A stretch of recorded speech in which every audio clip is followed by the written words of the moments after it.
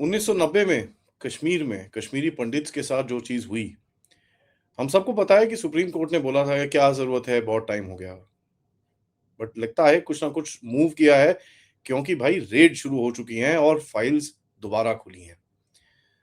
और अगर ये फाइल्स खुल गई और ये सामने आई, आपको समझ में आना चाहिए कश्मीर फाइल जो कित एक एक मूवी बनी थी, एक पिक्चर बनी थी, वो तो मज़ाक रहेगी, क्योंकि जब असलियत लोगों को पता चलेगी, तो क्या बदलेगा और क्या होने वाला है आगे, आइए जानते हैं। नमस्कार, जय हिंद, जय Bharat and welcome to deaf talks. This is Adi Achint. Jammu Kashmir की स्टेट इन्वेस्टिगेशन एजेंसी, जिसको एसआईए बोलते हैं, उन्होंने 9 लोकेशंस के अंदर रेड करी है। केस क्या है? Abduction and murder of Kashmiri Pandit poet Sarwanand Kaul Premi और उसके बेटे वीरेंद्र कौल के ऊपर। ओरिजिनल एफआईआर का नंबर है 45/1990। दोरू पुलिस स्टेशन, अनंतनाग में इसको रजिस्टर किया गया था। 1990 में हुआ क्या था? सर्वानंद कौल जो प्रेमी कश्मीरी पोएट थे, राइटर थे, स्कॉलर थे, टीचर थे, गांधीयन, सोशल वर्कर, काफी कुछ इनके ऊपर टैग्स हैं। ये सोएब साली कोकरनाग, अनंतनाग में रहते थे। 29 अप्रैल 1990 को प्रेमी और उसके बेटे को अबडक्ट किया गया था और 1 अप्रैल 1990 को उनकी बॉडीज मिली थी। रिपोर्ट से ये कहा गया था भाई इनको काफी टॉर्चर किया गया और उसके बाद गोली मार के इनकी हत्या करी गई थी।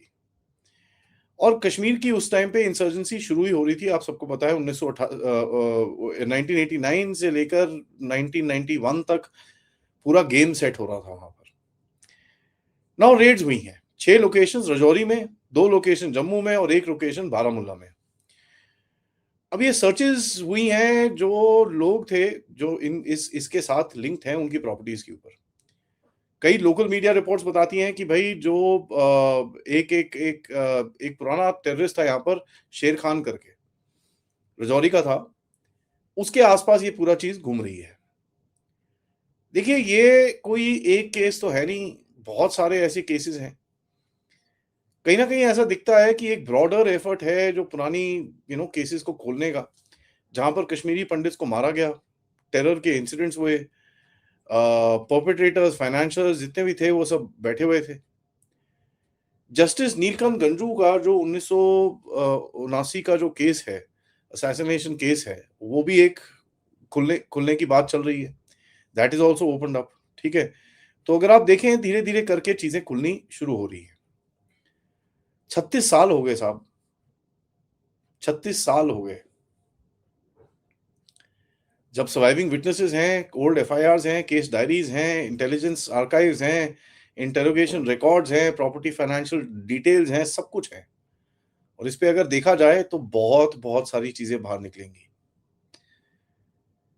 नाउ इसके ऊपर अगर थोड़ा सा देखें हम अंदर से, देखिए सुप्रीम कोर्ट ने 2000, अब पहले तो सुप्रीम कोर्ट की तरफ से कोई मैं बोलूं कि कोई डिसीजन चेंज नहीं किया गया है। चेंज क्या हुआ है कि जो गवर्नमेंट जो है वहां पर, अब गवर्नमेंट तो उमर अब्दुल्ला की है, बट पुलिस तो कोई और हैंडल करते हैं। उनकी तरफ से जो एक एटीट्यूड है ना, वो चेंज हो रहा है। यहाँ पर सुप्रीम कोर्ट मतलब वो एक एसआईटी वैसाईटी इसके ऊपर नहीं जा रहे। ये लोग पुराने एफआईआर लेके उनके ऊपर इन्वेस्टिगेशन अपनी शुरू कर रहे हैं। 2017 में सुप्रीम कोर्ट ने बोला कि साहब कश्मीरी पंडित, एक ऑर्गेनाइजेशन थी जिसका नाम था रूट्स इन कश्मीर करके, उसने सुप्रीम कोर्ट को अप्रोच किया था। उन्होंने बोला था 1979 और 90 का जो 89-90 के जो केसेस थे, जरा उनको दोबारा खोलिए। पिटिशन जो थी उसमें 215 एफआईआर्स, जिसके अंदर एलिगेशंस थी, मतलब हंड्रेड्स ऑफ किलिंग्स की, इनके ऊपर काम करने के लिए बोला। पिटिशन ने बोला कि साहब प्रोसिक्यूशन होना चाहिए और जो जो लोग हैं अभी भी जो जिंदा हैं उनको सबको जरा पकड़ना चाहिए। सुप्रीम कोर्ट 2017 में 24 जुलाई को सुप्रीम कोर्ट ने मना कर दिया इस चीज को। उन्होंने बोला कि यार बहुत टाइम पास हो गया है, अब क्यों खोल रहे हो इस चीजों को। और रीजनिंग थी कि यार विटनेसेस नहीं होंगे, डॉक्यूमेंट्री फिजिकल एविडेंस गायब हो गया होगा, आप इतने सारे केस दोबारा करना है, ये बड़ा प्रॉब्लम हो जाएगा और एविडेंस नहीं मिलेगा, ये वो एंड ऑल दैट। तो बेसिकली उसको रफा दफा करने की कोशिश थी। सुप्रीम कोर्ट ने ये डिक्लेयर करा कि देखिए साहब, उन्होंने ये नहीं बोला, लेकिन मैं, हाँ, इसमें बॉटम लाइन बड़ा क्लियर है कि अगर आप इसकी जजमेंट पढ़े हैं तो उन्होंने ये नहीं बोला कि दोबारा केसेस नहीं इन्वेस्टिगेट हो सकते। उन्होंने बोला कि यार एक स्वीपिंग इन्वेस्टिगेशन हम नहीं कर सकते, हम एक एसआईटी नहीं बिठा सकते, क्योंकि वो नहीं होगा। उसके बाद उसको रिव्यू डाला गया, रिव्यू भी रिजेक्ट कर दी गई, ठीक है जी, और वही सेम रीजंस बोले गए। 2022 में फिर से एक अटेम्प्ट किया गया रूट्स इन कश्मीर में कि भैया एक क्यूरेटिव पिटीशन टाइप बनाते हैं। उन्होंने बोला कि भाई सीबीआई एनआईए की किसी की तो जांच कराओ यहाँ पर। पिटीशन ने बोला कि साहब पैसेज ऑफ टाइम के हिसाब से तो यार ऐसे थोड़ी होता है कि भैया कोई बहुत बड़ा टेररिज्म हो गया, टाइम निकल गया तो रहने दो। फिर से बेंच ने डिनाई कर दिया।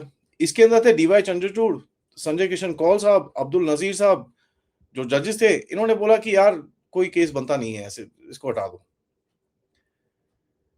एक रिफ्यूजल और आया था तिलक लाल टप्पू साहब का, ठीक है। तिलक लाल टप्पू जी एक कश्मीरी पंडित लॉयर थे, बीजेपी के लीडर थे, जिनको श्रीनगर में 1989 में उनको असैसिनेट किया गया था। उनके बेटे ने सुप्रीम कोर्ट में याचिका दायर करी थी करीब 2022 में ही, एंड उन्होंने बोला था इन्वेस्टिगेशन होनी चाहिए फादर के मर्डर के ऊपर। सितंबर 2022 में सुप्रीम कोर्ट ने ये भी लेने से मना कर दिया था कि नहीं यार, अब ये हम रिलीफ नहीं दे सकते कश्मीरी पंडित्स के केस के अंदर, ये वो। और वो रिलक्टेंस सी थी कि भाई वो 1990 का एपिसोड को बाहर नहीं निकालना यार, छोड़ दो उसको, रहने दो, छोड़ दो, रहने दो। पर देखिए जो इंडिविजुअल एफआईआर्स हैं, ठीक है, और उसके साथ जो एग्जीक्यूटिव होता है, जो आपकी गवर्नमेंट होती है, उसकी जो इन्वेस्टिगेटिव अथॉरिटी होती है, उसको सुप्रीम कोर्ट नहीं रोक सकता। फिर कुछ हुआ, 2023 में एक केस खुला जिसका नाम था जस्टिस नीलकंठ गंजू साहब का। जैसे मैंने बताया 1989 में उनको श्रीनगर में असैसिनेट किया गया था, और उन्होंने एक केस के अंदर मकबूल भट्ट को डेथ की सेंटेंस दी थी, ठीक है। जेकेएलएफ का फाउंडर था, उसको मकबूल भट्ट को डेथ की सेंटेंस दी थी, और उसका बदला लेने के लिए ये चीज करी गई थी। अगस्त 2023 में Jammu Kashmir state investigation agency ने ये केस दोबारा खोला। इन्वेस्टिगेटर्स ने बोला यार सारी इंफॉर्मेशन पब्लिकली जिसके पास भी है, किसी के पास भी कोई इंफॉर्मेशन है, हमको भेजो। एंड बोला कि भाई एक लार्जर क्रिमिनल कंस्पिरेसी है जिसको हम देखना चाहते हैं। तो ऑब्वियसली आप केस एक्सपैंड करके बोलते हो कि यार बड़ा चीज है, हमको देखना है इसको। नाउ यहां पर अगर आप देखेंगे कि एक बहुत बड़ा ये चेंज हुआ, क्योंकि मेथोडोलॉजी क्या हुई, कोई ब्लैंकेट केस नहीं था, एक सिंगुलर केस के ऊपर इन्वेस्टिगेशन होनी थी। तो पिक अ स्पेसिफिक एफआईआर और देखो उसके ऊपर क्या है। फिर आया एक और केस सरला भट्ट जी का। 27 साल की कश्मीरी पंडित जो नर्स थी, जो एक आई थिंक सोरा में किसी हॉस्पिटल में काम करती थी, एसकेआईएमएस में या किसी में काम करती थी। 1990 में इनको किडनैप किया गया था, उसके बाद इनको मारा गया था। इन्वेस्टिगेशन फेल्ड, उस टाइम पे कुछ पहुंचा ही नहीं, कुछ निकला नहीं। अगस्त 2025 में एसआईए ने कुछ सर्चेस करी थी 8 लोकेशंस के ऊपर। जून 2026 में एक चार्जशीट आई।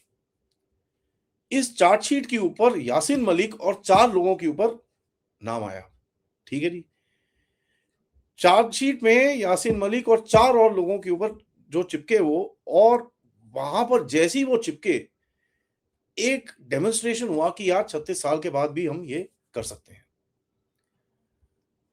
अब 10 साल पहले 2017 में जो सुप्रीम कोर्ट ने बोला कि यार एविडेंस नहीं होगा, लेकिन उसमें जो रियलिटी आई कि भाई 36 साल के बाद एविडेंस अभी भी है,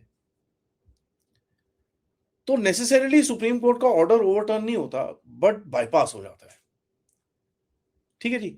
नाउ सर्वानंद कौल जी का जो केस है, वीरेंद्र कौल साहब का जो केस है उनके बेटे का, अब ये भी धीरे धीरे करके जैसे एसआईए ने कुछ रेड करनी शुरू करी हैं, यहां पर आप देखेंगे रिकंस्ट्रक्शन करने की वो कोशिश कर रहे हैं, ठीक है जी। तो चेंज हुआ है कि भाई एक जेनोसाइड का पीआईएल से ले जाके इंडिविजुअल क्रिमिनल केसेस स्टार्ट हो चुके हैं कि भाई इनके ऊपर इन्वेस्टिगेशन शुरू करते हैं, और ऐसे हंड्रेड्स ऑफ इंसिडेंट्स हैं, hundreds of thousands of incidents are there, potential witness हजारों में। तो आप देखेंगे कि भाई कहीं ना कहीं इस टाइम पे अगर इन्वेस्टिगेशन ऐसे से शुरू हो जाती है तो बहुत कुछ बदलेगा। गवर्नमेंट को सुप्रीम कोर्ट का ऑर्डर नहीं चाहिए ये चीज करने के लिए। पुलिस अपने आप इन्वेस्टिगेशन कर सकती है, अपनी चार्जशीट फाइल कर सकती है, उसके अंदर कोई डाउट नहीं है। और स्पेशलाइज्ड टेरर इन्वेस्टिगेशन का जो इंफ्रास्ट्रक्चर है आज वो एग्जिस्ट करता है। आपकी जो नई एंटी टेरर पॉलिसी है, ये चीज़ें हैं, उसके अंदर काफ़ी कुछ अभी जो नई-नई चीज़ें हैं, जिसके अंदर आप इन चीज़ों को इन्वेस्टिगेट कर सकते हो। तो ये बहुत बड़ा चेंज है गवर्नमेंट की तरफ से, सेंट्रल गवर्नमेंट की तरफ से जो अभी नई पॉलिसी ये लोग लेके आए हैं। और यहाँ पर देखिए जो बोला ये जा रहा है कि साहब ये जो रिकॉर्ड है वो तो अभी हम काफ़ी हद तक because of you know AI और ये सब चीज़ें बहुत कुछ रिकंस्ट्रक्ट कर सकते हैं उसके ऊपर। तो वो भी एक एक चीज़ है। डिजिटाइज़ रिकॉर्ड्स बनने शुरू हो चुके हैं, डेटाबेस की क्रॉस मैचिंग हो रही है। अब वो तो यार ऑब्वियसली जैसे-जैसे आप डिजिटाइज़ेशन करोगे तो बहुत सारी चीज़ें क्लियर होती हैं। अब जैसी-जैसी आप 1990s की चीज़ों को आप ज़रा डालना शुरू करोगे सिस्टम के अंदर तो वो अपने आप ही कट, कट, कट, कट करके आपको दिखाएगा यार, साला यहाँ पर तो कनेक्शन है। जहाँ-जहाँ पे आपको सिस्टम के अंदर कनेक्शंस दिखेंगे, मेरे हिसाब से आपको दिखेगा कि एसआईए के केसेस स्टार्ट होने वाले हैं। अब ये देखिए बहुत ओपन एंडेड चीज़ मैं बोल रहा हूँ but it's how it is. तो पुराने मिलिटेंट नेटवर्क्स जो हैं उनको 30 साल तक मैपिंग करी गई है, जोड़ा गया है, जेकेएलएफ है, हिज़्बुल मुजाहिदीन है, लश्कर-ए-तैयबा है, जैश-ए-मोहम्मद है, जमात है, बहुत कुछ है उसके अंदर। और जब आप उसको डिजिटाइज़ करके क्रॉस लिंक करते हो तो आपको एक नेटवर्क वहाँ पर उठता हुआ दिखता है और इन्वेस्टिगेशन करना थोड़ा ईज़ी हो जाता है। इन्वेस्टिगेशंस अब कंस्पिरेसी के ऊपर नहीं जा रही कि भई किसी ने ग्रैंड कंस्पिरेसी करी थी। बट जो क्राइम्स कमिट हुए उसको तो आप कर ही सकते हो ना आगे। एंड सरला भट्ट जी का जो चार्जशीट हुआ, एक प्रूफ है उस कॉन्सेप्ट का कि ये चीज़ हो सकती है। और अगर ये एक टेम्पलेट बन गया, लेडीज़ एंड जेंटलमैन उसके बाद तो बाढ़ आएगी आपके पास क्योंकि बहुत लोग आएँगे, बहुत सारी देखिए कश्मीरी पंडित्स के पास भी चीज़ें तो होंगी, पता तो उनको भी होगा, ऐसी बात नहीं है। कई लोगों ने तो अपनी आँखों देखी चीज़ें भी हैं उनके पास, वो अभी भी हैं यहाँ पर, कहीं गए नहीं हैं। 30-36 साल हैं बट 36 साल कोई इतना बड़ा तो है नहीं, फैमिली तो उनकी भी है ना, तो बहुत कुछ निकल सकता है इसके अंदर से। अब अगर देखिए क्या होता है, इसके अंदर लीगल शिफ्ट जो है सुप्रीम कोर्ट बोल तो सकता नहीं, सुप्रीम कोर्ट अगर अब जाके बोलेगा तो भैया बवाल मचेगा and that will create a huge problem for the supreme court to actually come around and say नहीं, ये मत करो। तो एक इंटरेस्टिंग सिचुएशन है। मेरे हिसाब से इट इज़ बोलते हैं ना अंधेरे में एक छोटा-सा दिया जला है कहीं पे। दूर एक छोटा-सा दिया जला है बट वो दिया की रोशनी अगर हम बढ़ा सकें, बहुत कुछ सॉल्व हो सकता है। देखिए कश्मीरी पंडित्स बहुत सारे लोग हैं, बड़े सक्सेसफुल हैं, सब अपनी ज़िंदगियाँ आगे निकाल चुके हैं। But trust you me they've got anguish and they've got pain and उस दर्द का कुछ तो करना पड़ेगा। मैं यही चीज़ बोलता हूँ सिखों के बारे में भी। जो चीज़ 1984 में दिल्ली में हुई, उसके ऊपर भी आपको इन्वेस्टिगेशन करनी होगी। ग्रैंड कंस्पिरेसी छोड़िए, इंडिविजुअल केसेस को तो एटलीस्ट अगर आप प्रोसिक्यूट कर सकते हैं, please do it. Thank you so much for watching. Video को लाइक करिए, सब्सक्राइब करिए and share this with your friends and families end of course if you can support the channel, please support करते रहिएगा। 83 days ब बचे हैं हमारे strike के, सो प्लीज़ सपोर्ट करते रहिए। यूज़ द क्यूआर या पेपैल या super sticker, super chats and मिलते हैं रात को ब्रिगेडियर ब्रजेश पांडे जी के साथ, जहाँ पर हम बात करेंगे आसिम मुनीर और कुछ बड़े-बड़े टेररिस्ट जो इस टाइम पे आसिम मुनीर को धमकियाँ दे रहे हैं। नमस्कार, जय हिंद, जय भारत।